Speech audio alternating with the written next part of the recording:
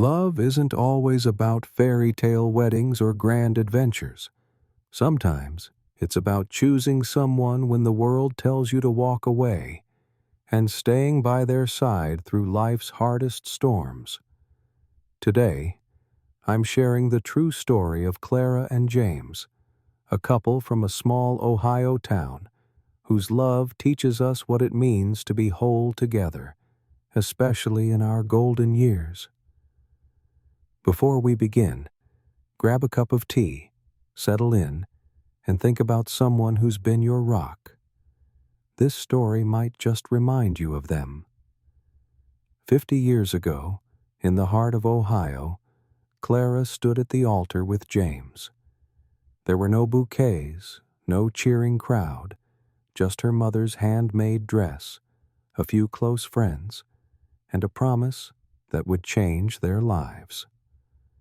James was Clara's high school sweetheart, the star quarterback who once dreamed of taking her to Paris or hiking the Grand Canyon.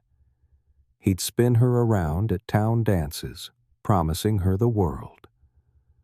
But a sudden explosion at the local factory changed everything. In an instant, James lost both his legs, and with them, the town's admiration. People whispered, "Clara, you're only 22. You're beautiful, full of life. Why marry a man who's broken?" Her friends begged her to reconsider, saying she'd be throwing her future away. But Clara? She just looked at James, her eyes steady, and said, "He's still the man who makes my heart sing. That's all that matters." That day, in a nearly empty church, they vowed to love each other through sickness and health, for better or worse. Have you ever made a choice that others didn't understand, but you knew was right? Share it in the comments below. It might inspire someone watching. But marriage isn't just romantic promises. It's carrying the weight of life's challenges. After the wedding, James began to fade. The man who once lit up rooms with his laughter now spent hours locked in their bedroom, avoiding Clara's gaze. He felt like a burden, convinced he'd trapped her in a life of caregiving. One evening, Clara found him struggling to stand on his prosthetic legs in their cramped living room. Sweat dripped from his forehead, his hands shaking as he gripped a chair. "If I can't take care of you," he muttered, his voice breaking, "I don't deserve to be your husband." Clara's heart shattered, but she held him tight and whispered, "You're enough, James. You've always been enough." But doubt consumed him. He thought, "She's just being kind. She must regret choosing me."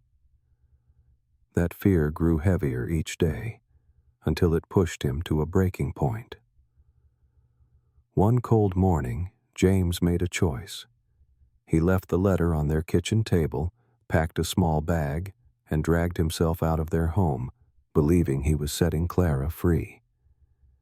Have you ever felt like you weren't enough for someone you love? Let's see how Clara responded. When Clara found the letter, her world stopped. She didn't hesitate. She ran out the door, searching every corner of their small town.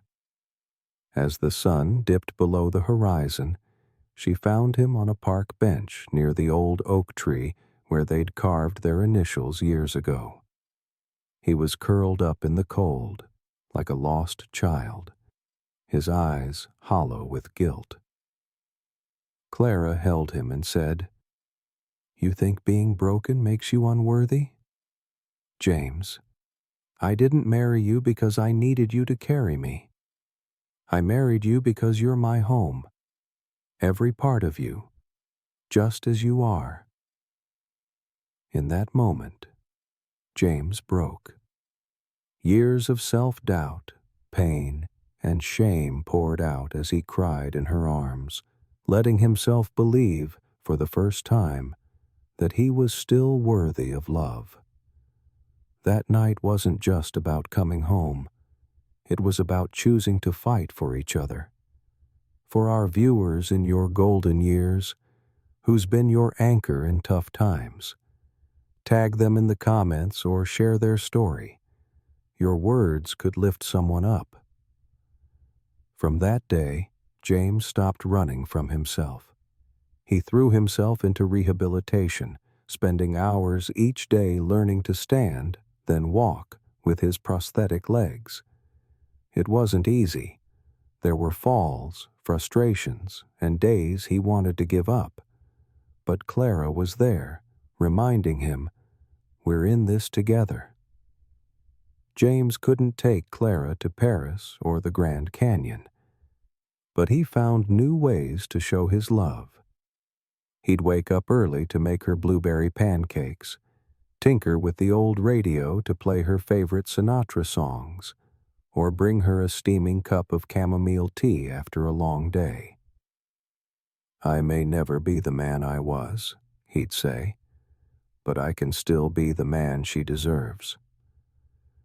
Their love grew stronger, not because life got easier, but because they chose each other every day. What's one small way you show love to your partner? Maybe it's a kind note or a shared laugh. Think about it as we wrap up their story. 50 years later, Clara and James returned to that park bench under the old oak tree. Clara looked at James, her eyes as bright as they were on their wedding day, and whispered, "The best decision I ever made was choosing you." Their life wasn't perfect. They faced health scares, tight budgets, and countless challenges. But they faced them together, proving that real love isn't about perfection. It's about being whole together. Clara and James's story leaves us with 3 powerful takeaways for our golden years. Love is a choice. Choose your partner every day, even when life feels heavy. You are enough. Your worth isn't defined by what you can't do, but by the love you give. Small acts matter. A kind word, a shared meal, or a moment of listening can strengthen your bond more than grand gestures. Which of these takeaways resonates with you? Maybe it's choosing love or celebrating the small moments. Share your thoughts in the comments. I'd love to hear your story. Clara and James remind us that love is a brave, beautiful choice, especially in our golden years. If their story moved you, hit that like button and share it with someone who stood by your side. And don't forget to subscribe. We're sharing more stories like this every week to inspire and uplift. Thank you for watching. Let's keep spreading love, one story at a time. See you in the next video.